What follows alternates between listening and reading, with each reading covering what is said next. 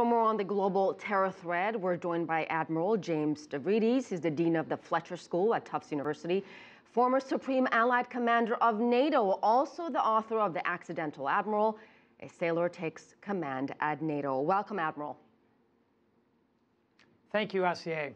It's been 14 years, sir, since the September 11th attacks on the United States. Al-Qaeda terror group blamed for those attacks. How relevant is Al-Qaeda when you have a group that appears to be even more brutal, like ISIL? Well, first of all, I think we should focus on the fact that we're all in this together. When we talk about 9/11, we should remember dozens of nations lost nationals at 9/11, including 3 from China, for example. So this really has to be an international response. In terms of the rise of the Islamic State, here we have a group that is more lethal, is more dangerous, and I'd particularly point to 2 things. One is their ability to hold territory.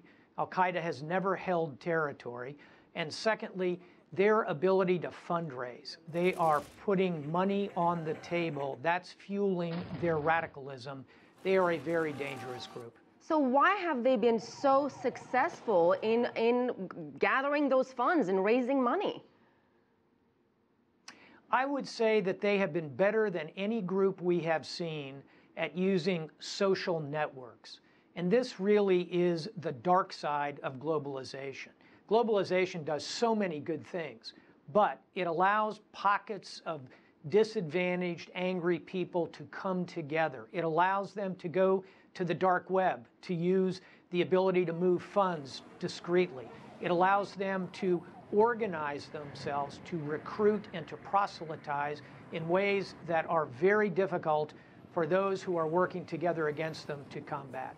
Admiral, a year and a half ago, it's safe to say no one had heard of ISIL, ISIS, Islamic State, whatever you want to call them. Now, of course, a dangerous terror group blamed for killings, kidnappings. Explain to us the rise of this group. And if you talk to countries like Iran, they blame U.S. meddling on the rise of ISIS and violent extremism. Do they have a point here? I think it is difficult to point to any single factor in the rise of a group like the Islamic State. First, I would say, as I mentioned earlier, it's this ability to link together radicalized individuals, recruit and proselytize on the web. Secondly, I would argue that the presence of Western forces in the region has created, if you will, the accidental insurgent. Thirdly, there are forces within Islam itself that we need to look unblinkingly at. And if you talk to people in the Islamic State, they don't point to the presence of the West. They point to their roots going back to 9th century Islam. All of those factors come together.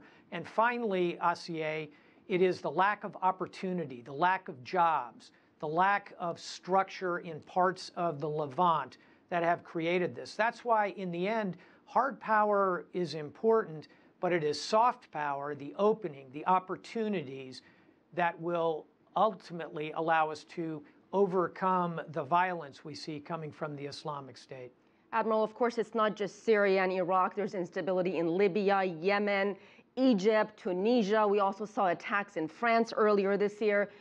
The world we live in today, do you believe this is a safer world since September 11th or a much more dangerous place? I think it's a little bit of both. First of all, let's think about what we're doing better since 9/11. We are better at international cooperation. 40 different countries are in the coalition against the Islamic State. Secondly, we're vastly better at interagency cooperation, having our intelligence, our military, our civil, our political, our government work together. Thirdly, we're much better at private-public cooperation, particularly in areas like cyber. And fourthly, we have a lot of work to do, but we are aware of our shortcomings in the world of the strategic narrative. As your reporting points out, we are being defeated by the Islamic State in the social networks. We're awake to that. Those are improvements. We have a long way to go, but we need to stay focused for the dangers that we all have just discussed. Admiral James Stavridis, thank you so much, sir, for your time.